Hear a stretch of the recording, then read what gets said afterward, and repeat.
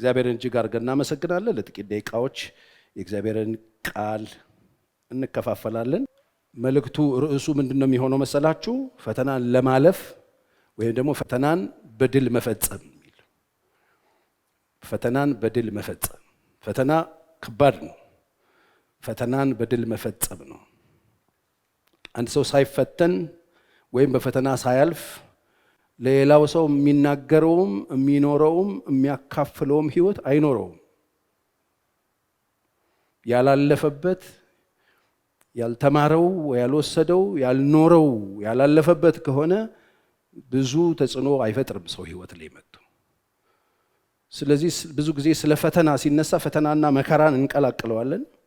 መከራ የሚባለው ነገር በመከራና በፈተና መካከል ልዩነት አለ። መከራ በወደቀው ዓለም እስካለን ድረስ ፌስ እያደረግነው ነው የምንኖረው። ሁላችንም የምንኖርበት ዓለም የወደቀ ዓለም ስለሆነ፣ ዲያብሎስ በስፋት የሚኖርበት ዓለም ስለሆነ መከራ አለ። መከራ አይጠፋም። ለዚህም ነው ጌታ ኢየሱስ ሲናገር በዓለም ሳላችሁ ምን አለባችሁ? ፈተና ነው ያለው። መከራ አለባችሁ። ነገር ግን አይዟችሁ እኔ ዓለምን አሸንፌያለሁ። መከራ ስለምንኖርበት ይሄ እዚህ ዓለም እስካለን ድረስ የትም ዓለም ነው ማወራል። አውሮፓ ኑር፣ አሜሪካ ኑር፣ ኤሽያ ኑር፣ ኢትዮጵያ ኑር፣ አፍሪካ ኑር፣ ግንችሬ ገጠር ኑር፣ የትም ኑር አይቀርልህ። የምንኖርበት ዓለም የመከራ ዓለም ነው። መከራ ዓለም ነው። እሱን ፌስ እያደረግን እሱን በየቀኑ እየተዋጋን ነው የምንሄደው። ፈተና ግን በቀጥታ በእግዚአብሔር ዘንድ ልጆቹ ተምረው እንዲመረቁበት ትምህርት ገብተው ተምረው እንዲያልፉት ውጤታማ እንዲሆኑበት በየጊዜው የሚሰናዳ ልጆቹን ለማብቃት ልጆቹን ወደ ተሻለ ክብር እግዚአብሔር ለመውሰድ ልጆቹን ወደ ተሻለ ከፍታ ለመውሰድ በልጆቹ የተሻለ ለእግዚአብሔር ለመጠቀም ልጆቹን የተሻለ ለማጥራት የሚያመጣቸው ፈተናዎች አሉ። እነዛ ፈተናዎች በህይወታችን የማይቀሩ ናቸው። እነሱን ማለፍ ካልቻለን የጠራ ህይወት ለሌሎች ሰዎች ማካፈልም መታየትም መኖርም መስጠትም አንችልም። ስለዚህ በዓለም ላይ ያለው መከራ ጠብቁት። ምንም እንግዳ ነገር ወይም የተለየ ነገር እንደደረሰባችሁ አድርጋችሁ አትቁጠሩት። ለዚህ ነው መጽሐፍ ሲናገረን አንደኛ ቆሮንቶስ ምዕራፍ 10 ቁጥር 13 ለሰው ሁሉ ከሚሆነው በቀር ምንም ፈተና አልደረሰባችሁም፣ ነገር ግን ከሚቻላችሁ መጠን ይልቅ ትፈተኑ ዘንድ የማይፈቅድ እግዚአብሔር የታመነ ነው፣ ትታገዙ ዘንድ እንድትችሉ ከፈተናው ጋር መውጫውንም ደግሞ ያደርግላችኋል። መውጫ አለው። ፈተናው ከመልስ ጋር የሚሰጥ ፈተና ነው። ስለዚህ ፈተናዎቻችንን በትክክል ተፈትነን ማለፍ እንድንችል እግዚአብሔር ይርዳል። ስለዚህ ዛሬ የመጣሁትኝ ሁላችሁም የት ክፍል እንዳላችሁ ምን አይነት ሴሽን እየወሰዳችሁ እንደሆነ እንድታስተውሉ ነው። ፈተና አለ። በምንድን ነው የምንፈተነው? ከእርሱ ጋር ባለን ግንኙነቶች ፈተና ውስጥ ልንገባ እንችላለን። እግዚአብሔር ግንኙነታችንን ይፈትነዋል። ከኔ ጋር ነው አይደለም የሚለውን ቼክ ያደርጋል እግዚአብሔር። ታስታውሳላችሁ እግዚአብሔር እኔን ይፈራኛል አይፈራኝም ያለው አብርሃምን ከምዕራፍ 12 ላይ ከተገናኙ በኋላ የጠየቀው ምዕራፍ 22 10 ምዕራፍ በኋላ እግዚአብሔር ፈተነው። የፈተነው ምን ብሎ ነው? ከእርሱ ጋር ያለውን ግንኙነት በስጦታውና በሰጪው መካከል ያለው ልዩነት ይሄ ሰውዬ ጋር እንዴት ነው? በከተመ ሰዓት ባለቀ ሰዓት በ100 ዓመቱ ልጅ ሰጥቼዋለሁ። አዎ ይወደኛል። አዎ እኔም ብሎ ነው ከሰፈር የወጣው። እኔም ብሎ ነው ከሀገሩ የወጣው። አዎ እኔም ብሎ ነው የሁሉ ፈተናና ውጣ ውረድ ውስጥ ያለፈው መከራ የተቀበለው። አዎ እስቲ ቼክ አደርገዋለሁ። አሁን ከኔ ጋር ያለው ግንኙነት ምን ይመስላል? ቼክ አደረገው እግዚአብሔር። የምትወደውን ይሄ ልጅህን ይሄ የምትዘምረው ልጅ ስጠኝ ብሎ አለው ይላል መጽሐፍ። አብርሃም አላቅማማም። ልጁን አንጠልጥሎ ሞሬብ ይዞት ሄደ። ከዛ በኋላ እዛ አጋደመው ይላል። እዛ አሰረው፣ አጋደመው፣ መሰዊያው ላይ ያደረገው፣ ቢላ አነሳ፣ አንገቱ ላይ ያደረገው ሲል ተውተው አሁን አውቄያለሁ፣ እኔ እንደምትፈራኝ አውቄያለሁ። ፈተነው እግዚአብሔር። ስለዚህ በየቀኑ በህይወታችን ውስጥ ከጌታ ጋር ያለን ግንኙነት ይፈተናል። ከእግዚአብሔር ጋር እንዴት ናችሁ? እሱ ይፈተናል። ነው አይደለም ቼክ ያደርጋል እግዚአብሔር። ይሄ ልጅ አሁንም ከኔ ጋር ነው ከኔ ጋር አይደለም። እስራኤል እንደሱ ነበር ሲፈትናቸው የነበረው። ስለዚህ ፈተናን በድል ማለፍ አለብን፣ በድል መፈጸም አለብን። እግዚአብሔር በግል ከእርሱ ጋር ያላችሁን ግንኙነት ቼክ ያደርገዋል። በየጊዜው ቼክ አፕ አለው እግዚአብሔር ልጆቹን ከጠራ በኋላ ከዛ በኋላ የሆነ ነገር የዛሬ 20 ዓመት 30 ዓመት ከነገር በኋላ ጥሎ የሚሄድ አይደለም። እንዴት ነው አሁን ይሄ ሰው ያለ የለም ቼክ ያደርጋል። ከኔ ጋር ነው ከኔ ጋር አይደለም፣ እኔ በልጥበታለሁ አልበልጥበት። በግል ከሱ ጋር ያላችሁ ህይወት ይፈተናል። ዘዳግም 13:3 እንደዚህ ይላል፣ አምላካችሁን እግዚአብሔርን በፍጹም ልባችሁ በፍጹም ነፍሳችሁ ትወዱ እንደሆነ ያውቅ ዘንድ አምላካችሁ እግዚአብሔር ሊፈትናችሁ። አምላካችሁን ትወዱታላችሁ ወይ ብሎ እግዚአብሔር ይፈትናችሁ ዘንድ አምላካችሁ እግዚአብሔር ሊፈትናችሁ ነውና የዚያን ነብይ ቃል ወይም ያን ህልም አላሚ አትስማ እያለ ይቀጥላል። እንዳትጭበረበር እግዚአብሔር ከእርሱ ጋር ያለው ፍጹም ነፍሳችሁ አሁንም ትወዱትና ትወዱት እንደሆነ ቼክ ያደርጋል ይላል። ትወዱታላችሁ ቼክ አለ ፈትናል። እግዚአብሔር ጋር እንዴት ናችሁ? አንዳንድ ጊዜ በጣም እንሄዳለን ይመስለንና እንወደው ይመስለንና እንደ ጴጥሮስ ወጣ ገባ እንልና ሰይፍ እንመዝና እናወጣና እናገባና በሰው ፊት እንሄድና አሪፍ ከሱ ጋር ያለን እንመስልና ከሱ ጋር በጣም ጥሩ ወዳጅነት ያለን እንመስልና ፊት እንልና ግንባር ቀደም አገልጋይ እንመስልና ከሱ ፊት እንሄድና ደጋፊና በጣም አጋዥ እንመስልና ከዛ በኋላ ፈተና ሲመጣ የለን። ያንን ፈተና ሲወድቀው እንደገና ያንን ፈተና እንዲያልፍ ደግሞ ተመልሶ መጥቶ የወደቃችሁ ሰዎች ጌታ ያነሳችሁ። አሜን። ፈተና የወደቁ ሰዎችን ጥሎ የሚሄድ አምላክ አይደለም፣ እንዲያልፉ እንደገና ይረዳቸዋል። ጴጥሮስ ወደቀ ፈተናው። ዶሮ ሳይጮህ 3 ጊዜ ያለው ወደቀ፣ 0 አገኘ። በኋላ የደበቁትን መረብ አንስተው ውሃው ጋር ሄደው ኢየሱስ መጣ ድጋሚ። ከዛ በኋላ መረቡን አስጥሎ ያ ሁሉ ነገር ከሆነ በኋላ እየተንቀጠቀጠ የሚበሉት ሰጥቶ አጠገቡ ቆሞ ይሆናል ስምዖን ሆይ ትወደኛለህ ወይ ብሎ ጠየቀው። ድጋሚ ሊያነሳው እኔ አላቅም አለ። መስሎኝ ነበር እኔ አሁን አላቅም፣ አንተ ነው የምታውቀው። ከሱ ጋር ያላችሁ ፍቅር ቼክ ይደረጋ፣ ይፈተናል። እግዚአብሔርን ትወዱታላችሁ ወይ? በጣም ብዙ የሚወዷችሁን ሰዎች በዙሪያችሁ ያመጣና ዛሬ ነጥላችሁ እሱን ለሱ ያላችሁ ፍቅር ያው ነው ወይ? ዛሬ በጣም የሚወዱን ሰዎች የምንወዳቸውን ነገሮች በዙሪያችን ይበዛብንና ከምንወደውና ከሚወደን ራሱን አሳልፎ ከሰጠን ጌታ ብዙ ፍቅሮች በልጠው ምናልባት አስጠለውን እንዳይሆን ትወዱታላችሁ ወይ? ፍቅራችን ቼክ ይደረጋል። ለጌታ ያለን ፍቅር እንደ ትናንትናው እንወደዋለን? ከሁሉም ነገር ይበልጥብናል? ከሁሉ ነገር በላይ ነው ልባችን ውስጥ አሁንም ቦታው? ቼክ ይደረጋል። ፍቅራችን ይፈተናል። እሱ መከራ አይደለም፣ ቼክ አፕ። ትወዱታላችሁ? የሚያኖራችሁ እሱ ስለሆነ እሱ እንደሚወዳችሁ ታውቃላችሁ። እሱ እንደሚወዳችሁ አታውቁም? እስቲ የምታውቁ እሱ እንደሚወዳችሁ ማወቅ ከፈለጋችሁ ቀራንዮ መሄድ። እንዲሁ ነው የወደዳችሁ። እናንተ ትወዱታላችሁ? ለሱ ያለንን ፍቅር እሱ ቼክ ያደርጋል። እግዚአብሔር በፈተነን ጊዜ ሊፈትነን ቼክ ሊያደርግ በወደደ ጊዜ ለሱ ያለንን ፍቅር ቼክ ሊያደርግ በወደደ ጊዜ ሌሎች ነገር በልጠውብን፣ ሌሎች ነገር ተሽለውብን ጌታን ሚስ እንዳናረገው እግዚአብሔር ይጠብቃል። በደንብ አሜን በሉኝ። ስለዚህ ከጌታ ጋር ያለንን ነገር ይፈተናል። ትናንትና ከነፍሳችሁ በላይ በጣም ከራሳችሁ በላይ የምትወዱት ጌታ ሆናል። ቼክ አድርጉ። የሚያዋጣችሁ እሱ ስለሆነ ቼክ ኤንድ ባላንስ በስርዓቱ የሚያዋጣው። አንዳንድ ጊዜ ያለ ይመስልንና ብዙ ነገር ለካ ይል በአንድ ጌታ ኢየሱስ ክርስቶስ በወዳጃችን በጌታ በኢየሱስ ክርስቶስና በአንዲት ኮረዳ መካከል ያለው ልዩነት እንዴት ነው? በጌታና በገንዘብ መካከል ያለው ልዩነት ምን ይመስላል? ህይወታችሁ ላይ በጌታችሁና በተራ ነገር መካከል ያለው ልዩነት ምን ይመስላል? ፍቅራችሁ ለየትኛው ነው የሚያደላው? በጌታችሁና በዓለም መካከል፣ በጌታችሁና በቁስ መካከል ያለው ልዩነት ምን ይመስላል? እሱን ቼክ አድርጉ። ይፈተናል። ቤታችን አካባቢ ቤተሰባችን አካባቢ ያለ አለመግባባት ይፈተናል። ቤታችን እንዴት ነው? ቤታችሁ ውስጥ ያለው አለመግባባቶች ቤታችሁ ውስጥ ያለው ይፈተናል። እግዚአብሔር እንደዚህ አይነት ነገር ያመጣና ችግሮች ምናምን ሀፕን ያደርጉና ቤታችን ድብልቅልቅ ይልና እግዚአብሔር ቼክ ያደርጋል፣ ፍቅሩን ቼክ ያደርጋል። ማን ነው እዚህ ጋር የሚጠሩት ብሎ ቤታችሁ አካባቢ ሆነ ነገር በተፈጠረ ጊዜ ዛሬስ ማን ነው የቤታችሁ ባለቤት? ማን ነው የቤታችሁ ጌታ?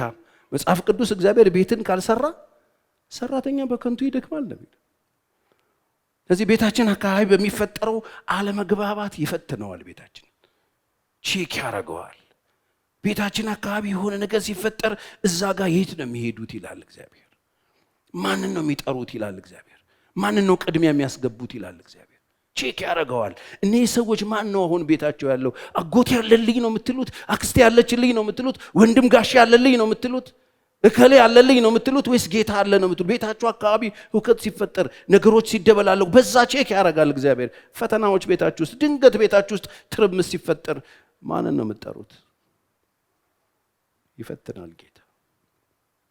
ጌታ ይፈትናል። ፈተናን በክብር ማለፍ ይሁንልን። ይፈትነን ይችላል። አንዳንድ ጊዜ በሰላም እየኖርን እንዲህ አይነት ነገር ሀፕን ያደርጋል። ቤት ውስጥ ትርምስምስ ያለ ነገር ሲፈጠር ወደ ልባችሁ የሚመጣው ማን? ሽሽት ነው? ጦርነት ነው? ጠብ ነው? መለያየት ነው? መበታተን ነው? ወይንስ የቤቱ መሰረት፣ የቤቱ ባለቤት፣ የቤቱ ጀማሪ ምናልባት አቴንሽን ፈልጎ ናግባ ወደ ቤት እንዲባል ደጅ ላይ የቆመ ጌታ ይኖር ይሆን? ቤታችን ሲተራመስ ይፈተናል። ያን ጊዜ ያን ፈተና እንዴት ነው ያለፋችሁት? ቼክ አድርጉ። በባልና ሚስት መካከል ግጭት ሲፈጠር መፍትሄ ለማምጣት ወዴት ነው የምትሄዱት? እግዚአብሔር ይፈትነዋል። አልጋ ባልጋ የሚባል ነገር የለም። አንዳንድ ጊዜ እሱ አቴንሽን ይፈልጋል። ታውቃላችሁ፣ በጣም ይገርም አምላክ። ኢግኖር ስናደርገው ስትገፉት ይሄዳል። መጨረሻ ላይ በር ላይ ቆሞ እኮ የሚያንኳኳው እኮ ለዶቅያ ነው። ኧረ ተይ፣ እኔ ሁሉ አለኝ አንዳች ኧረ ምንም የለሽም። እኔ ሁሉ አለኝ አንዳች አያስፈልገኝም። እኔ የለሽም፣ ምንም እውር ነሽ፣ ባዶ ነሽ፣ የተራቆትሽ ነሽ፣ ደሃ ነሽ። እኔ እኮ ደጅ ነኝ ያለሁት ይላል ጌታ። የትናንትናው ምህልቋ፣ የትናንትና ውበቷ፣ የትናንትና ክብሯ፣ የትናንትና ሞገሷ፣ የትናንትና የመኖሯ ምክንያት፣ ትናንትና ጌጧ፣ ትናንትና ክብሯ የነበረው ጌታ ወጥቶ ውጪ ይሆናል። ትርምሶች ሲፈጠሩ ያንን ፈተና በድል ማለፍ ይሁንልን። እስቲ አሜን። በርከክ ብሎ እሱ መጥራት ይሁንልን። ይሁንልን። ትርምስምስ ሲል እኔ ቤቴ አካባቢ የሆነ ነገር ሲፈጠር ቶሎ ብዬ እሱን ነው የምፈልገው። የት ነህ? በቃ በሱ ለመቃኘት ችግሮችን በሱ አንድን ለማድረግ በሱ ለመፍታት ነው የምፈልገው። ወቅታዊ የሆነው ድምፅ ያለው እሱ ነው። መልእክት ያለው እሱ ነው። የሆነ ነገር ያለው እሱ ነው። መድኃኒት ያለው እሱ ነው። ፈተናን በድል ማለፍ ይሁንልን ወገኖቼ። ከፈተና ውጪ አንድ ሰው እዚህ ውስጥ የለም። አንድ ሰው ነው ማወራላችሁ። በየእድሜ በየልክህ ያለው ፈተና ውስጥ ነው። ፈተናዎችን ያለፋችሁ ነው እየወደቃችሁ መሄድ የፈለጋችሁት። ማለፍ ከፈለጋችሁ ጥሩት፣ መልስ አለው እሱ። አሜን። ፈተናዎችን ስትሆኑ፣ ቤታችሁ ሲታወቅ፣ ቤታችሁ ሲተራመስ፣ ቤታችሁ መካከል ድንገት የሆነ አስቸጋሪ ልጅ ተነስቶባችሁ የቤታችሁ ህውከት ሲሆን፣ የቤታችሁ አስቸጋሪ ሲሆን፣ ሱሰኛ ልጅ ሲፈጠርባችሁ፣ ልባችሁን የሚያሳዝን ልጅ ሲፈጠርባችሁ፣ የሆነ ፌለሪቲ ውስጥ የገባ ልጅ ሲፈጠርባችሁ፣ ቤታችሁ ጭንቅ ውስጥ ሲገባ፣ ግራ ስትጋቡ፣ ያን ጊዜ ፊቱን ፈልጉት። ድምፅ ሊሆን ይችላል፣ እግዚአብሔር እያጨበጨበ ሊሆን ይችላል፣ አቴንሽን እየፈለገ ሊሆን ይችላል። አለውን ያልችልም የምትሉበትን መንበርከካችሁን ፈልጎት ሊሆን ይችላል። ይህ ያደርጋል እግዚአብሔር። ፈተናዎች ያመጣል። ዝም ብለን ስንጋልብ እግዚአብሔር ፖዝ ያደርገዋል፣ ቤታችን ያቆመዋል። ቤታችን ወዴት ነው የሚሄዱት ብሎ በዛው በጀመርንበት ስፒድ የምንቀጥል ከሆነ መውጫ የለንም ወገኖች። አንድ ክፍል ተደጋግማላችሁ፣ መልስ አለው እሱ። ያልተፈተኑ ሰዎች ናቸው በጣም ያስቸገሩ ያሉት። ፈተና የማያውቁ ሰዎች፣ የህይወት ውጣ ውረድ የማያውቁ ሰዎች፣ ቤተሰብ ማስተዳደር ምን እንደሆነ የማያውቁ ሰዎች፣ የማያውቁ ሰዎች፣ የህይወት ፈተና ምን እንደሆነ የማያውቁ ሰዎች እንዴት ጀጅ እንደሚያደርጓችሁ፣ እንዴት 100 ብር ሰጥተው ጨረስከው እንደ ይለዋል በሳምንቱ። የማያውቁ ሰዎች እድሜ ልክህን $100 ከውጭ ልከውልህ እድሜ ልክህን እሱን የምትበላ የሚመስላቸው ሰዎች ይገጥመዋል። ትፈተናለህ። የማጣት ፈተና፣ ፍዳ። እንደዚህ ያልተፈተናችሁ ግራ አልገባችሁ? ጤና አጣችሁ ተፈተናችሁ። አሁን ጤናችሁ ስታገኙ ምን እያደረጋችሁ? የጤና ማጣት ፈተና፣ መንቀሳቀስ ማጣት፣ እግር እጅ አለ መስራት፣ የሆነ ነገር መሆን፣ የምግብ አለመፈጨት፣ የመተንፈስ ማጣት፣ የሆነ መጨነቅ፣ ግራ መጋባት፣ የማያቋርጥ ራስ ምታት፣ ማይግሪን ይዞት መብራት አጥፉልኝ የሚል ሰው ጭንቀቱ፣ ያ ነገር ፈተናውን ያውቅ ሰው ራሴን አመመኝ ሲል ያውቃል። ሰው ራበኝ ሲል ያውቀዋል። መራብ ምን እንደሆነ ያውቀዋል። ማጣት፣ ልጆቼን ማበላው፣ ልጆቼን ማለብሰው፣ የልጆቼን ትምህርት ቤት ጨርቅ ግራ ገባኝ ብሎ የተፈተነ ሰው፣ በዛ ውስጥ ያለፈ ሰው ሌላ ሰው ማዘን ይችላል። ተፈትኖ ነው ያለፈው። እግዚአብሔርን የሚፈራው ከእናንተ መካከል ማን ነው አለ ዳዊት። እኔ ስትለው በሚመርጠው መንገድ ያስተምረዋል ይላል። ክፍሉን የሚመርጥልህ እርሱ። ወገኖቼ ፈተናን በድል መፈጸም ይሆንልን። ማጣት ላይ ነው ያላችሁት፣ ማጣት ይቀየራል። ሰው አጥቶ አይቀርም። ለምን? የምናመልከው አምላክ ሕያው እግዚአብሔር ስለሆነ። ማጣት፣ ማግኘት፣ መውደቅ፣ መነሳት፣ መታመም፣ መፈወስ ያለበት ሁሉ ነገር ጊዜ ያለው አምላክ የትኛው ሴሽን የትኛው ክፍል ውስጥ ነው ያላችሁት? ምን እየተማራችሁ ነው ያላችሁት? ምንድነው አሁን እናንተን እያወራላችሁ ያለው እግዚአብሔር? አጣችኋል። ማጣት ትምህርት ቤት የኔ የማጣቴ በጣም የትራንስፖርት በብር ከ15 ሳንቲም ከመርካቶ ካራቆሬ የሚኬድበት ዘመን 85 ሳንቲም ምናምን በሚኬድበት ዘመን የገንዘብ ማጣት ጥጉን ልንገራችሁ። ብር ተለውጦ ብር መለወጡን እኔ አላውቅም። እኔ የማውቀው 5 ብር ቢጫ ሆነ ነው ከመርካቶ የወጣሁት። ቢጫ ስጠኝ ካል ከ5 ብር ስጠኝ ነው። ብር ተቀይሮ ቢጫ 50 ብር ሆናለች። እኔ አላውቅም። ታምናላችሁ? ቲቪም ስለሌለን አላየሁም መቀየሩ። አንድ ወዳጄ ቅርብ ጊዜ እንደውም አግኝቼዋለሁ። በጣም ነው ደስ ያለኝ። በጣም የምወደው ወንድም ነው። ቸርዬ ለትራንስፖርት ብሎ ቢጫ ሰጠኝ። ቢጫዬን ተቀብዬ ታክሲ ውስጥ ገባሁ። ውይይት ነው የዛኔ እና ለወያላው ሰጠሁት። ሂሳብ ሲል በዚህ ሰዓት ኬላ መጣ ነው ምናምን ዝርዝር ምናምን አለኝ። ያሟል እንዴ ሰውዬ ምንም ያወራው አልገባኝም። ይጮህብኛል። ምንድነው የምታወራው? እንዴ በዚህ ሰዓት ነው 50 ብር ዝርዝር አለ ሹፌር ተብሎ ከኋላ ውይይትና ተከፈተና ተጠየቀ። ተሞላልቶ ምናምን ፈልግና አምጣ አልኩ። 50 ብር ቦሉት ኬትም ብላ አምጣ። በቃ 50 ብር ስትቀየር ነው ያላወቁ። ከገንዘብ ጋር ከተጠፋፋን ኬት አመጣለሁ? ከስራ ወጥቻለሁ፣ ስራ አቁሜያለሁ፣ አየር ላይ ነው ያለሁት። ሰው ካልሰጠኝ ኬትም ላመጣ አልችልም። እግዚአብሔር ያሳሰበው እግዚአብሔር የረዳው ሰው መጥቶ ካለባረከኝ እኔ ኬትም ላመጣ አልችልም። ሰው ኪስ አልገባም፣ አቁሜያለሁ። ተጠፋፋን፣ ከብር ተነፋፈቅ። ማጣት ብዙ ጊዜ ስናገር ሰምታችኋል። የልብስ ማጣት፣ የጫማ ማጣት መቸክ ፈተና። ዛሬ ኮትና ሱሪ ለብሰን ኢንሰርት እዚህ ላይ አድርገን ምናምን ሲያይ በቃ ዝም ብለን ከሰማይ እንደዚህ ዱብ ያልን ነው የሚመስለው ሰው አለ። እንደሱ አይደለም ብራዘር። በጣም ብዙ ማጣቶች አስተናግጃለሁ እኔ በበኩሌ። በጣም ብዙ ማጣቶች የሰው ፊት በጣም ልብልብ አድርጎኝ ኖሬያለሁ። ስሸሽ ነው የኖርኩት። ማጣት በጣም ክፉ በሽታ ነው። በማጣት ውስጥ ግን ምን ተማርክ በለኝ። ምን ተማርክ ብትለኝ በማጣት ውስጥ ማጣት ምን ያህል እንደሚያም፣ ምን ያህል ሰው እንደሚያሳንስ፣ ምን ያህል ሰው እንደሚያሸማቅቅ፣ ምን ያህል ሰው እንደሚጎዳ ተምሬ አልፌያለሁ። ስለዚህ ያጡ ሰዎችን ልፈርድባቸው፣ ልንቃቸው፣ አዋርዳቸው፣ ልተቻቸው የሆነ ነገር ልል አልችልም። በማንኛውም ሰዓት ሰው ባዶ ሊሆን ይችላል። ምን ተምራችኋል?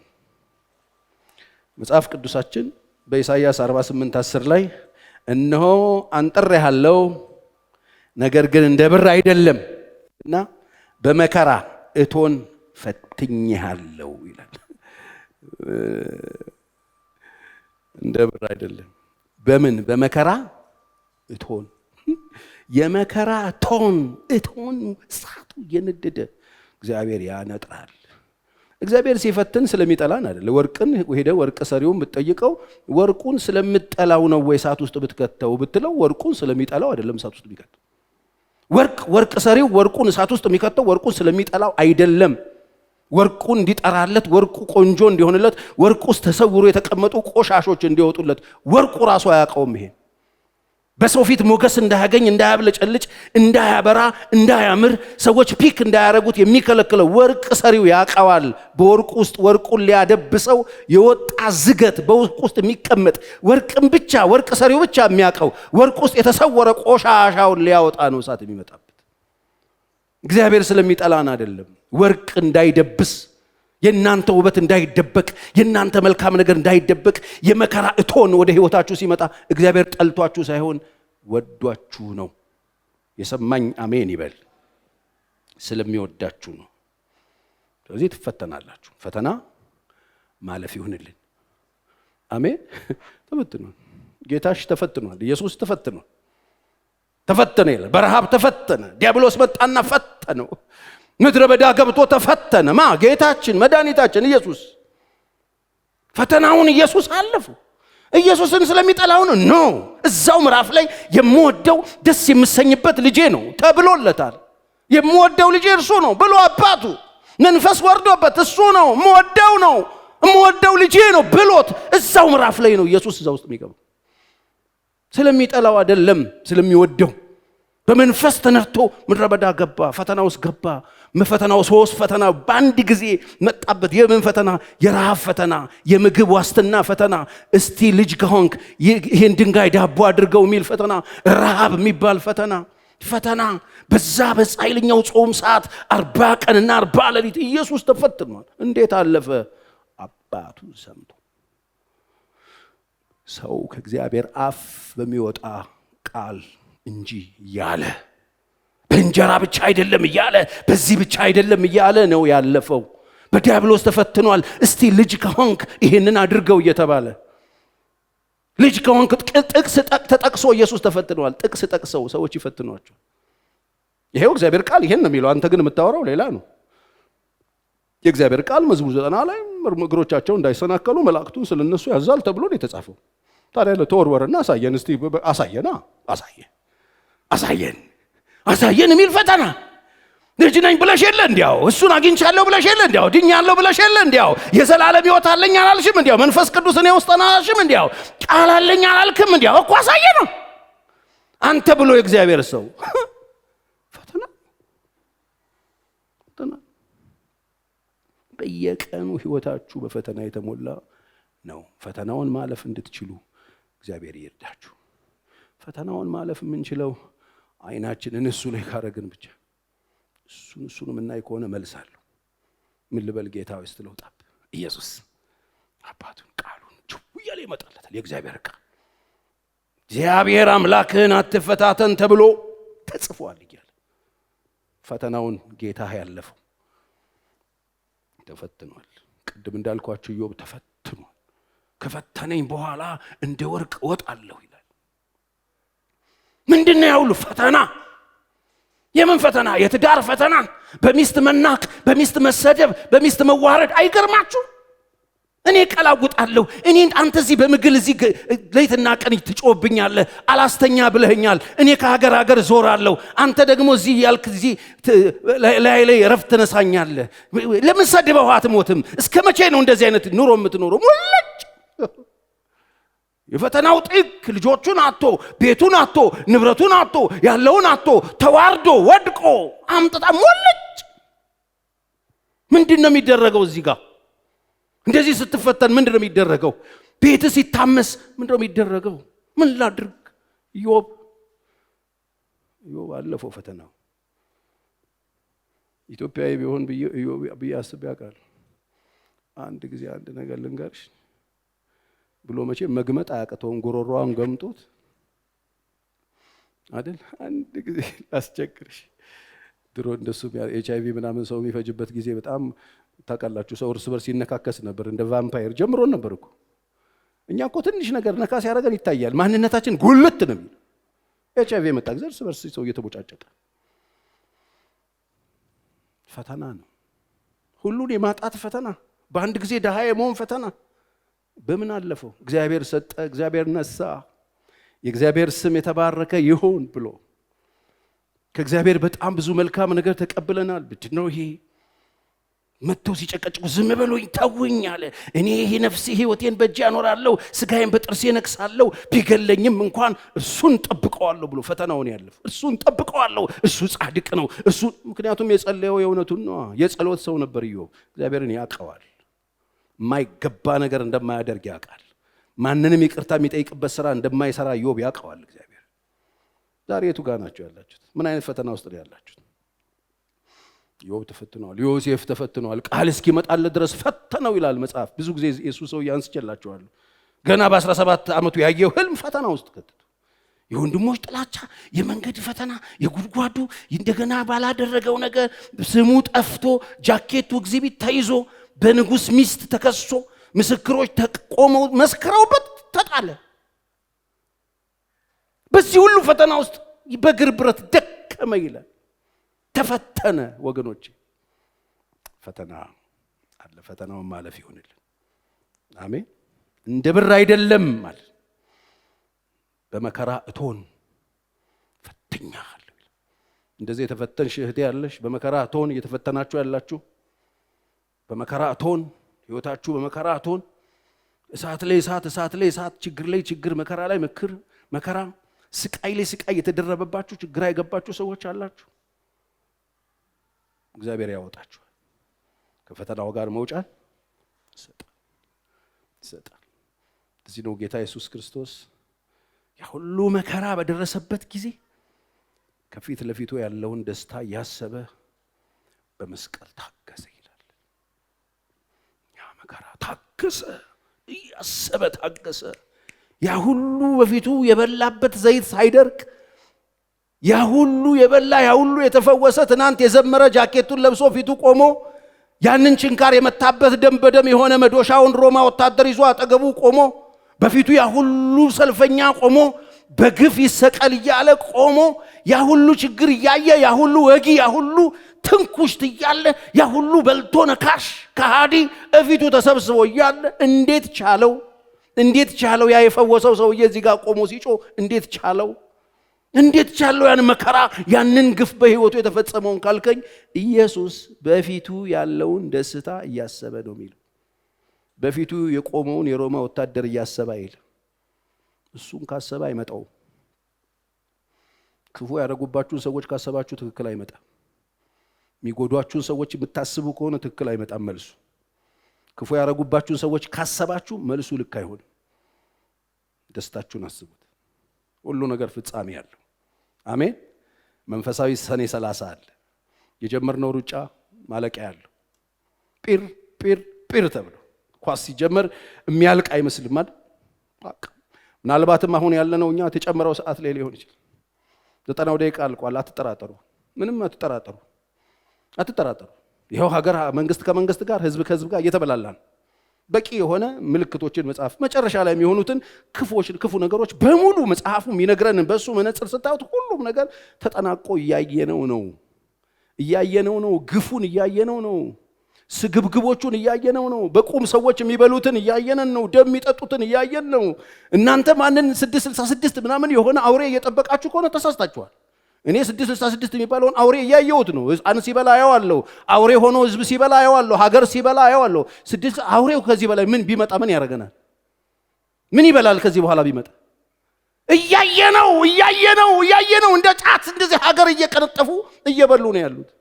ሌላ አውሬ ጅራታም እሳት የሚተፋ ዳይኖሰር እየፈለጋችሁ ከሆነ ተሸውዳችኋል። እየሰራ ነው ያለው። ከዚህ በላይ ምን ያደርጋል ቢመጣ? ከዚህ በላይ ምን ያደርጋል? ከዚህ በላይ ምንድነው የሚያደርገን? ንገሩኝ። ትነቃላችሁ? ንቁ። በባከነ ሰዓት ላይ ነው ያለን። ጴር የሚደረግበት ሰዓት ቅርብ ያልቃል። በፊቱ እንቆማል። መልስ እንቀበላለን። ለምንድነው ፈተና ወደ ህይወታችን ይመጣው? ፈተና ሲመጣ ምንድነው የሚደረገው ህይወታችን ላይ? ፈተና በህይወታችን በሚመጣበት ጊዜ ስሙኝ በደንብ ምን ይዞ እንደሚመጣ ፈተና ችግር፣ ፈተና መከራ አይደለም ይዞ ይመጣ። ፈተና ይዞ ሲመጣ እምነታችን እንዲጨምር ነው የሚያደርገው። ፈተናዎች እምነታችንን ይጨምሩታል። ክብር ለእግዚአብሔር ይሁን። በእግዚአብሔር ላይ ያለንን ነገር እየጨመረው ይመጣል። ፈተና እምነታችንን ይጨምራል። ፈተና ስነ ምግባራችንን፣ ፈተና ንግግራችንን፣ ፈተና ኑሯችንን፣ ፈተና ማንነታችንን ይለውጠዋል። አስተሳሰባችን ይለወጣል። ንፉግ የነበሩ ሰዎች ይስተካከላሉ። ስስታምና ችጋራም የነበሩ ሰዎች ይስተካከላሉ። ንግግራቸው የተበላሸ ሰዎች ይስተካከላሉ። ልክ እየሆንን እንመጣለን። ስነ ምግባራችን የተሰራ ይሆናል። ሌሎችን ሰዎች የሚስብ ይሆናል። ሌሎች ሰዎች የሚታይ፣ ሌሎች ሰዎችን የሚማርክ ይሆናል። እመኑኝ። ልክ ፈተና ውስጥ ገብተን ስናልፍ ዕውቀታችን ይቀየራል። አመለካከታችን ይቀየራል። እግዚአብሔር ቆሻሻውን ያጸዳልናል። ከህይወታችን ያርቀዋል። እንዳናይ የከለከለን፣ ከጌታ ጋር እንዳንቆም የከለከለን፣ ስሙን እንዳንጠራ የከለከለን፣ አብረነው እንዳንጸና የከለከለንን ነገር ከላያችን ላይ ጠርጎ ይጥለውና ትክክለኛ ዕውቀት እንይዛለን። ዕውቀታችን ይቀየራል። ፈተና ዕውቀታችንን ነው የሚቀይረው። ስለ ገንዘብ ያለን ዕውቀት፣ ስለ ጤና ያለን ዕውቀት፣ ስለ ማህበረሰብ ያለን ዕውቀት፣ ስለ ሀገር ያለን ዕውቀት፣ ስለ ቤተሰብ ያለን ዕውቀት ያስተካክላል። ትክክል እንድንሆን ያስተውሉ ዘንድ አይምሮአቸውን ከፈተላቸው እንደሚል እናስተውል ዘንድ አይምሮአችንን ይከፍተዋል። ለጥቂት ጊዜ በልዩ ልዩ ፈተናና ችግር ውስጥ ልታልፉ ትችላላችሁ። እግዚአብሔር ከፈተናው ጋር አብሮ መውጫ ይሰጣችኋል ወገኖች። መከራ ሲደርስባችሁ፣ ፈተና ሲደርስባችሁ እንደ ሙሉ ደስታ ቆጠሩት። ስለዚህ ፈተናዎችን ስናልፍ እግዚአብሔር ምን ያደርጋለችን ባጭሩ ልንገራችሁና ጨርሳለሁ።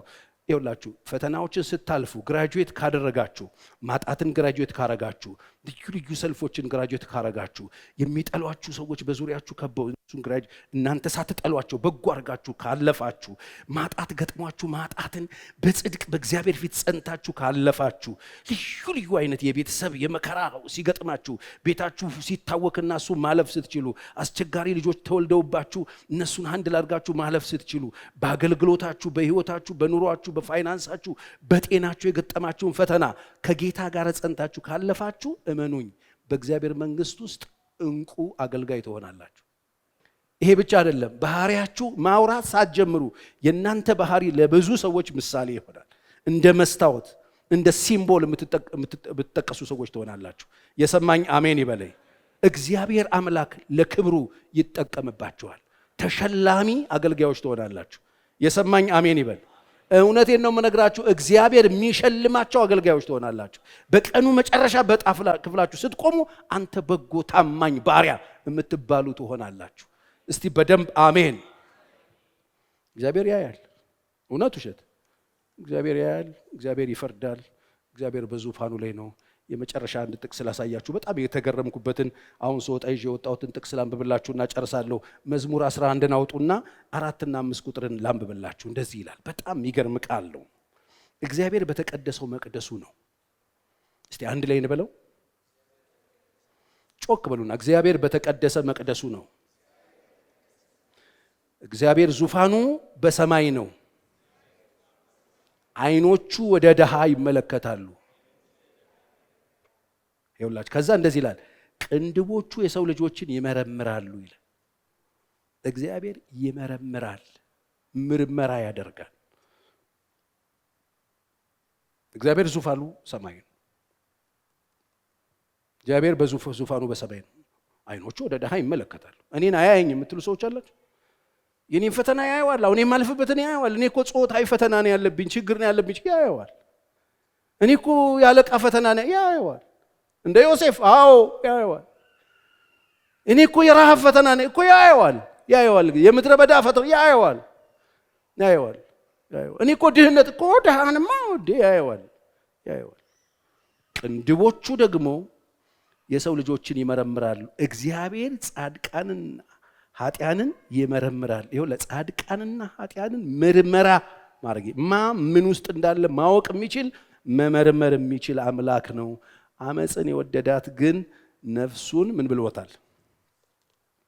ጠልቷል ይላል። እግዚአብሔር አምላክ ማስተዋል ይስጠን። አመፅን የወደደ ሰው ነፍሱን የጠላ ሰው ነው ይላል። ወገኖቼ እግዚአብሔር መታዘዝ ይሁንልን።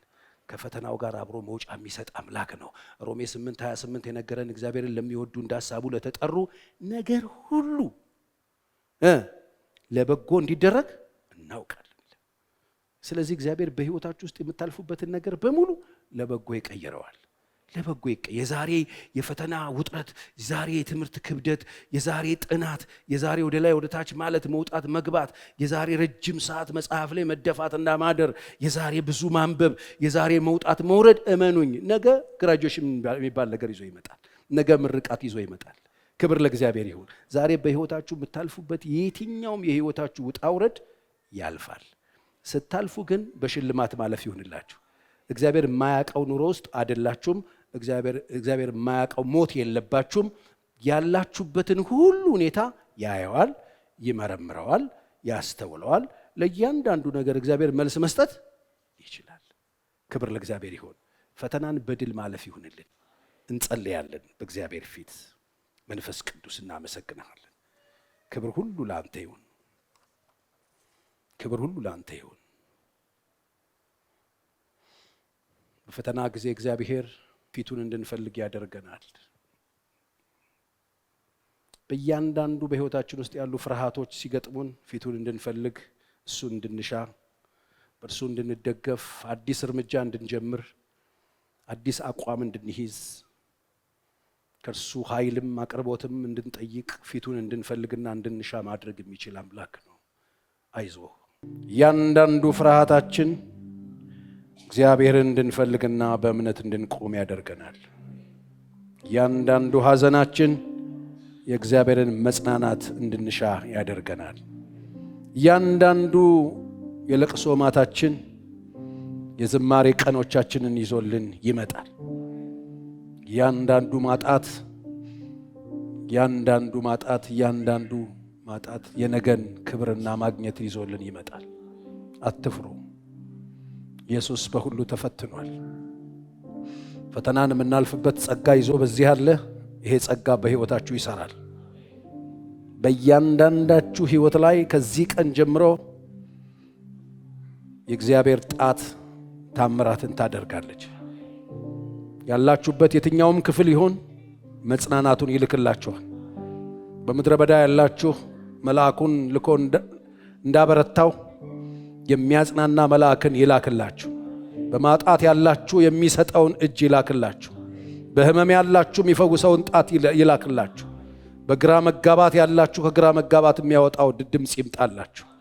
በድካም ያላችሁ የሚያበረታ የእግዚአብሔር ክንድ ይምጣላችሁ። በለቅሶ ያላችሁ ለቅሷችሁን ወደ ዝማሬ በሚለውጠው በእግዚአብሔር ጣት መነካት ይሁንላችሁ።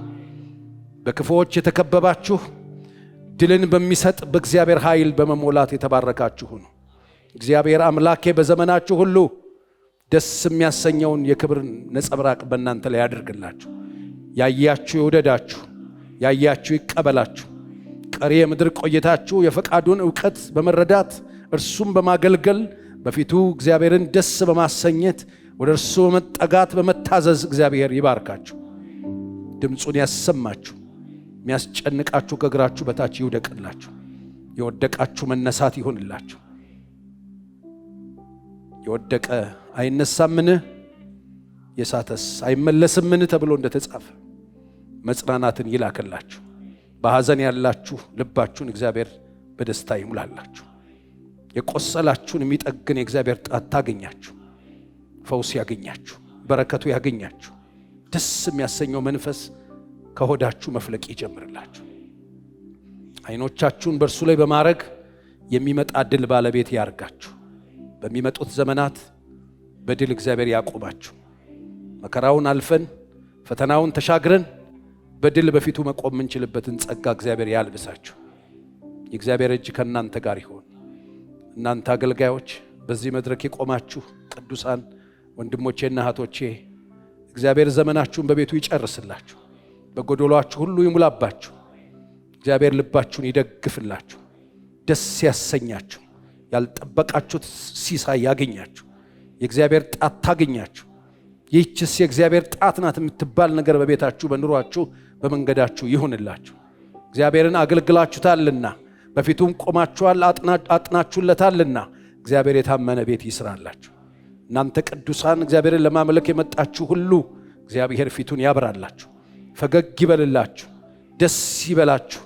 በመንገዳችሁ ሁሉ እርሱ ከእናንተ ጋር ይሁንላችሁ። ጅምራችሁ ፍጻሜ ያገኘላችሁ።